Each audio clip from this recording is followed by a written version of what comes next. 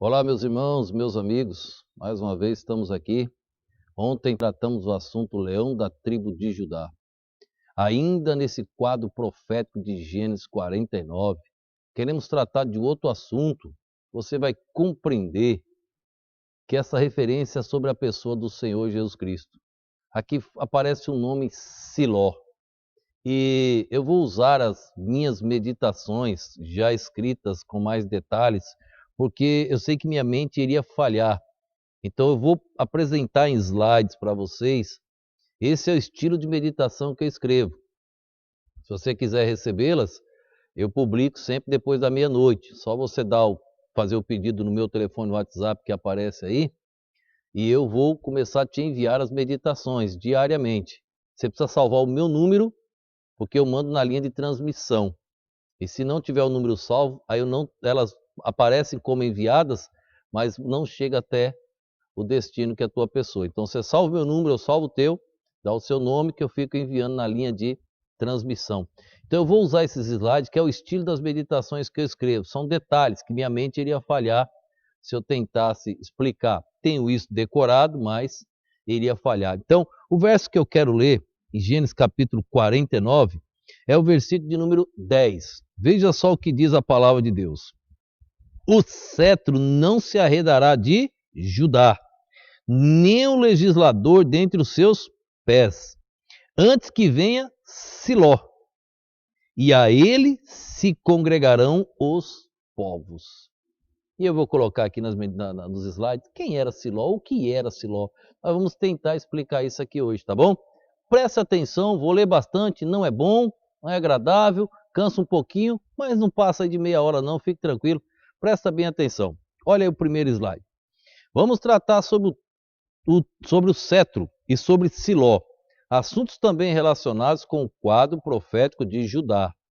O verso diz assim: o cetro não se arredará de Judá, nem o legislador dentre seus pés, até que venha Siló, e a ele se congregarão os povos. Gênesis 49, verso 10. Sendo Judá o descendente direto na genealogia de nosso Senhor Jesus, a semente que se destacou entre os 12 filhos de Jacó, Judá é aquele que dá sequência à promessa de Gênesis 3,15, até a pessoa de nosso Senhor Jesus. A Torá traduz assim esse verso. A Torá é a Bíblia dos judeus, o Pentateuco dos judeus, tá, irmãos? Traduzido por eles. Não se tirará poder de Judá, nem a vara de comando dentre seus pés, até que venha a Siló, e a reunião de povos seguirá. Gênesis 49, 10, na Torá. Jacó afirma em suas palavras proféticas para Judá que o reinado estaria sobre a tribo de Judá. Judá produziu certo número de reis, obtendo assim a posição suprema e sendo reverenciado pelas outras tribos. Por isso, cerca de 22 reis saíram da tribo de Judá. As maiores bênçãos foram reservadas para Judá e José. Judá é a única tribo que se tem projetado até os tempos modernos. As tribos do norte, Israel, perderam-se por ocasião do cativeiro assírio. A tribo de Judá assumiu a liderança sobre as demais tribos. Depois da morte de Josué, Judá tomou a liderança nas batalhas. O cetro não se afastaria mais dessa tribo, até que algo acontecesse. A grande ênfase do poder militar e das vitórias dessa tribo, estabelecida como a principal, havendo afirmação clara de que esse aspecto de realeza prossiga até o aparecimento da figura-chave. Aqui se dá a denominação de Siló. O cetro e o bastão de legislador estarão nas mãos dessa tribo até que venha o pacificador. Surge, porém, a pergunta: quem é ou o que é Siló? Essa passagem profética, proferida pelos lábios de Jacó, tem muito a nos ensinar. Precisaremos de auxílio de outras traduções para entender melhor. O Targum, aramaico, traduz o verso 10 assim: até que venha o Messias, a quem pertence o reino. Olha a tradução do Targum. Até que venha o Messias, a quem pertence o reino.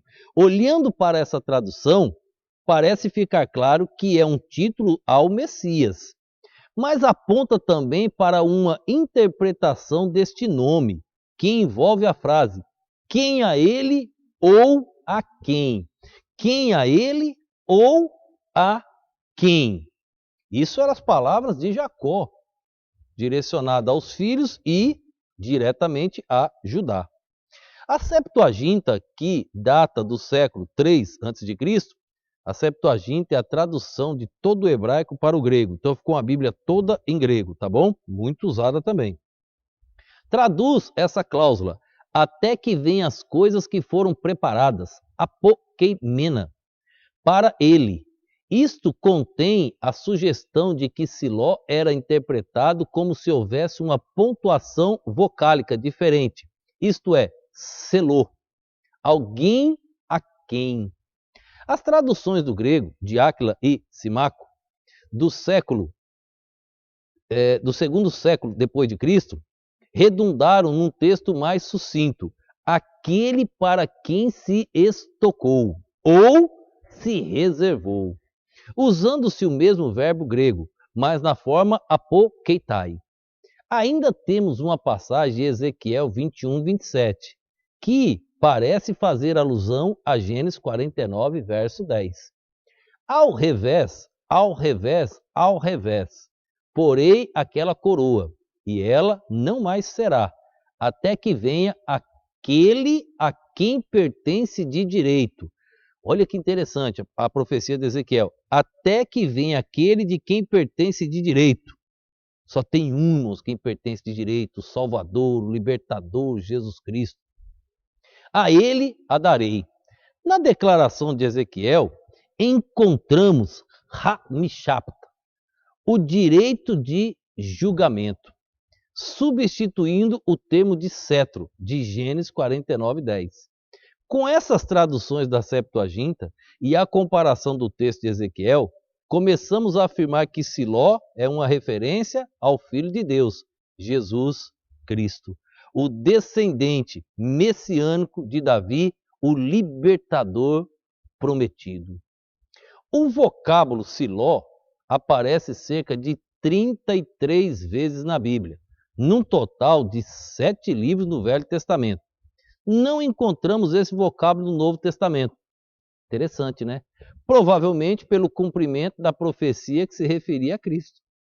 Por conseguinte, Siló em Gênesis refere-se a uma pessoa, e essa pessoa é Jesus, o libertador prometido.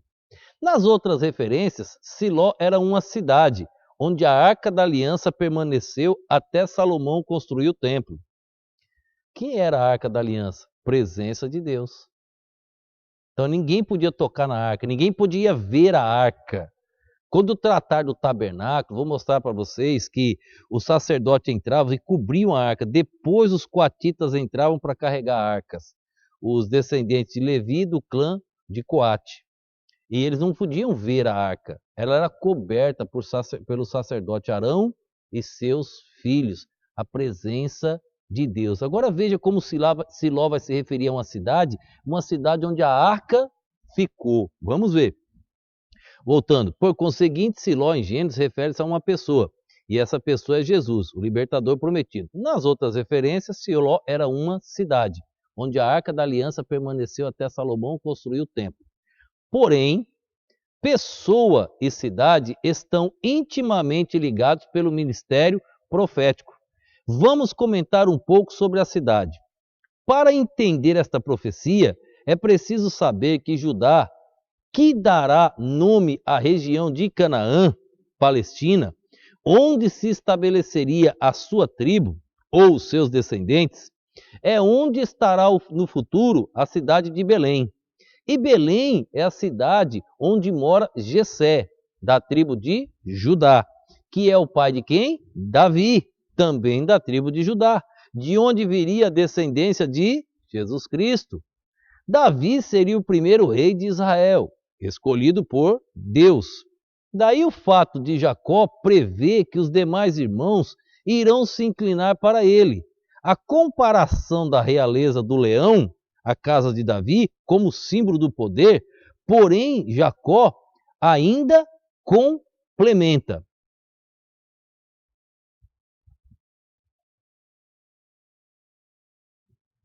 O cetro não se arredará de Judá, nem um legislador dentre seus pés, até que venha Siló, e eles se congregarão os povos. O que nos diz Jacó? Jacó fala de um lugar onde um dia levarão a arca da aliança, chamado Siló. Quando esta profecia acontece, dentro da linhagem dos sacerdotes de Israel, estava Eli. Olha a precisão da palavra de Deus, como tudo se encaixa. Quando esse acontecimento profético acontece, quem estava na linhagem sacerdotal? Eli. Sabe o que vai acontecer? Algo que você não tem em outros relatos bíblicos? Uma linhagem sacerdotal será extinta. A profecia de Jacó está acontecendo, a linhagem de Eli foi extinta. A precisão dos detalhes das sagradas escrituras. Vamos continuar. Por isso que eu quis ler os slides, que eu não queria perder nenhum detalhe. Estudar a Bíblia é algo fantástico. Como um único verso tem dimensão na história, abrangendo dias, meses e anos, e até mesmo séculos. Este pequeno verso de Gênesis 49:10 está relacionado com os nossos dias atuais e até com o futuro da humanidade. Encontramos em 1 Samuel a história do sacerdote Eli, que devido seus filhos não terem respeito algum pela obra de seu pai, nem pelo Deus de Israel, e por Eli como pai não ter pulso firme com os seus filhos, a ira de Deus caiu sobre eles. Observamos nesse texto a justiça divina. Deus permitiu que a arca fosse levada pelos filisteus. Também Deus matou Ofni e Finéias, filhos de Eli. Depois, quando a notícia chegou a Eli, homem pesado e velho, ficou tão chocado que caiu da cadeira e quebrou o pescoço. Morreu Ofni e Finéias. Agora Eli morreu. A nora que estava grávida vai dar à luz, vai morrer também e vai nascer um filho chamado Icabude. Foi-se a glória de Israel. Vamos continuar aí, ó. Sua nora, mulher de Finéias, estava grávida. Com a notícia de que a arca havia sido levada e que seu marido e cunhado estavam mortos e seu sogro acabara de falecer também, as dores lhe sobrevieram e no momento do parto também morreu. Naquele momento nasceu um garoto que lhe deram o nome de Icabude. Já preguei umas 3 ou 4 mensagens sobre esse título. Icabude, foi-se a glória de Israel. Eu falei, tu quer ser um Icabude? Não queira. Que significa, foi-se a glória de Israel. Esses fatos estão registrados em 1 Samuel capítulo 4. Observe que a linhagem sacerdotal de Eli foi extinta. A profecia de Gênesis 49 sobre o cetro se cumpriu. Sobre Siló, sobre o leão da tribo de Judá. Olha que interessante. Encontramos em 1 Samuel 2,35 que diz: e eu suscitarei para mim um sacerdote fiel, que procederá segundo o meu coração e a minha alma, e eu lhe edificarei uma casa firme, e andará sempre diante do meu ungido. Esse verso é algo profético sobre Samuel. Depois que Deus extinguisse a linhagem sacerdotal de Eli, Deus promete outro sacerdote, segundo o seu coração. Este era Samuel. Mas o sacerdote não teria que vir da tribo de Levi? E Samuel era efrateu ou levita? Interessante, todos os sacerdotes vinham da tribo de Levi. Só que agora diz que ele era efrateu. A Bíblia, irmãos, não entra em contradição. A Bíblia é perfeita. Dá só uma olhada, eu vou explicar o porquê. Ele era levita, ele não era da tribo de Efraim, não. Ele era levita. Vamos tentar resolver esta aparente contradição. Ele foi um efrateu? Hoje um homem de Ramataim Zofim, da montanha de Efraim, cujo nome era Eucana, aqui estaria a possível contradição. Efraim, da montanha de Efraim. Filho de Jeroão, filho de Eliú, filho de Tou, filho de Zuf, Efrateu. E esses tinham duas mulheres, o nome de uma era Ana e o nome da outra era Penina. Penina tinha filhos, porém Ana não tinha filhos. 1 Samuel 1, 1 e 2. E sucedeu que, passado algum tempo, Ana concebeu e teve um filho, e chamou o seu nome Samuel, porque dizia ela, eu tenho pedido ao Senhor. 1 Samuel 1, 20. Então Samuel seria Efrateu? Quando examinamos as genealogias, conseguimos solucionar algumas possíveis aparentes contradições. Viu a importância de você examinar as genealogias? Se você pegar esse texto sem examinar a Bíblia, você vai falar que entrou uma pequena contradição. Ele era Efrateu, ele não era levita. Vamos examinar a genealogia para ver se ele era Efrateu ou se era levita? Vamos ver? A Bíblia é perfeita. Veja a genealogia de Samuel provando que ele era levita. Seu filho Eliabe, seu filho Jeorão, seu filho Eucana. E os filhos de Samuel, Vasni, seu primogênito, e o segundo, Abias. 1 Crônicas 6, 27 a 28. Veja também outra passagem. Filho de Eucana, filho de Joel, filho de Azarias, filho de Sofonias, filho de Taate, filho de Assi, filho de Ebiasaf, filho de Corá, filho de Issá, filho de Coate, filho de Levi, filho de Israel. Israel é Jacó. 1 Crônicas 6, 36 a 38. Então, Samuel vinha da linhagem de Levi, da linhagem de Coate. Ele era da linhagem dos coatitas. Voltando às bênçãos proféticas de Jacó, a tribo de Levi ficou com uma herança fixa de terra. Os levitas habitavam nas terras de seus irmãos. Daí tornava-se simples a razão pela qual Eucana é chamado de Eufrateu. Como Eucana era da linhagem de Levi, Coate era dos coatitas, não tinha uma terra fixa. Ele habitava na terra das outras tribos. Então ele habitava na terra de Efraim, por isso chamado de Efrateu. Lembra de Jesus? Ele é chamado Jesus de Nazaré, mas ele nasceu onde? Em Belém. Depois que ele foi para o Egito, voltou, ele foi morar em Nazaré. Aí recebeu o nome, ficou sendo chamado de Jesus Nazareno, mas ele nasceu em Belém, na Judéia. Eucana Eucana era da linhagem de Levi. Não tem como fugir. Agora, eles habitavam na terra de Efraim, por isso chamado de Efrateu. Veja esse texto de Josué. E as famílias dos filhos de Coate, levitas, que ficaram dos filhos de Coate, tiveram as cidades de sua sorte na tribo de Efraim. Josué 21, 20. Ele foi chamado Efrateu pela localidade em que morava, e não por ser de fato da tribo de Efraim. Siló era o mais importante local de culto da sua época, cidade muito frequentada. Sua localização ficava a 38 quilômetros ao norte de Jerusalém, na região de Efraim. Eram multidões que corriam a Siló para adorar e sacrificar a Deus. Vinham também consultar os sacerdotes, dentre eles Eli e também o profeta Samuel. A Arca da Aliança permaneceu nessa cidade por mais de um século. No Talmud está escrito que, na verdade, foram 369 anos. Não podemos afirmar, mas no Talmud está escrito que foram 369 anos de permanência. A Arca da Aliança em Siló. Siló, então, tornou-se o maior e mais glorioso lugar de culto. Porém, houve uma época em que Siló foi destruída.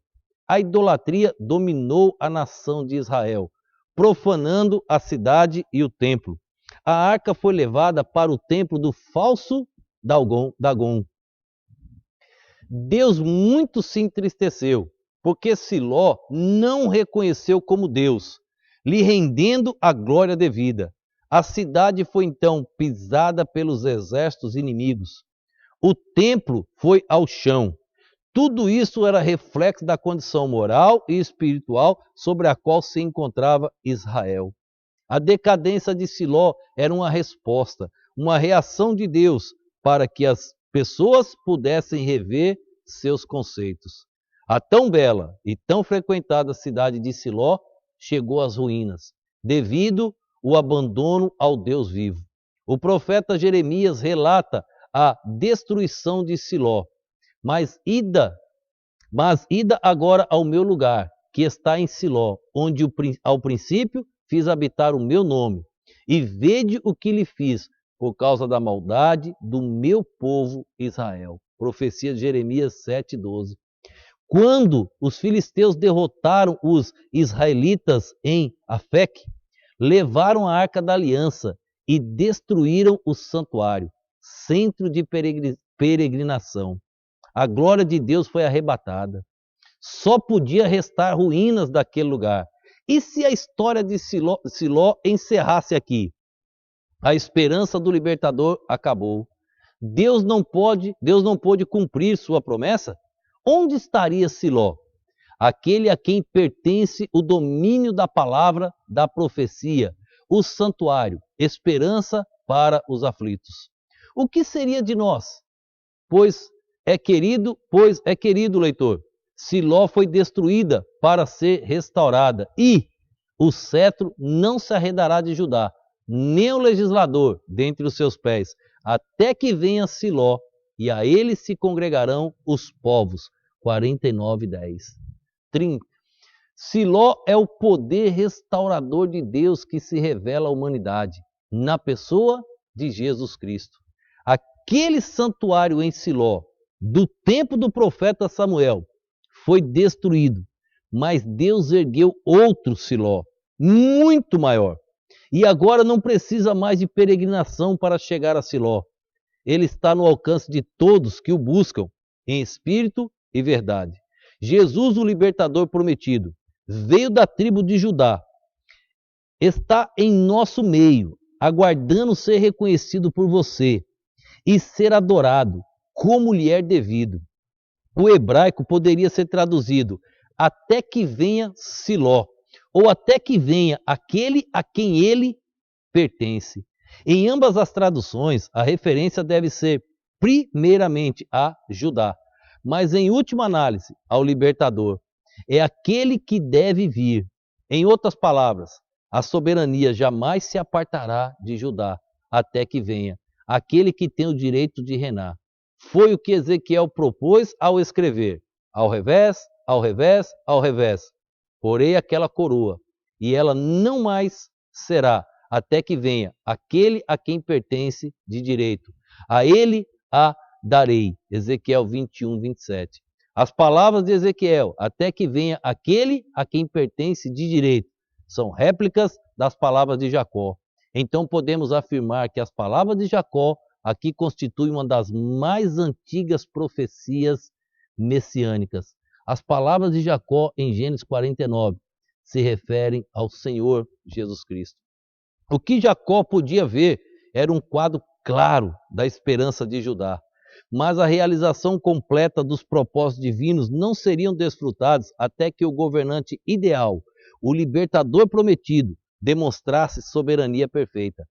Tudo começa em Gênesis 3:15 e continuando através dos salmos profetas referentes à vinda do unigênito Filho de Deus, para reinar como Rei dos Reis e Senhor dos Senhores. Jacó viu Judá como pai da tribo real, que exerceria poder, liderança sobre todas as outras tribos.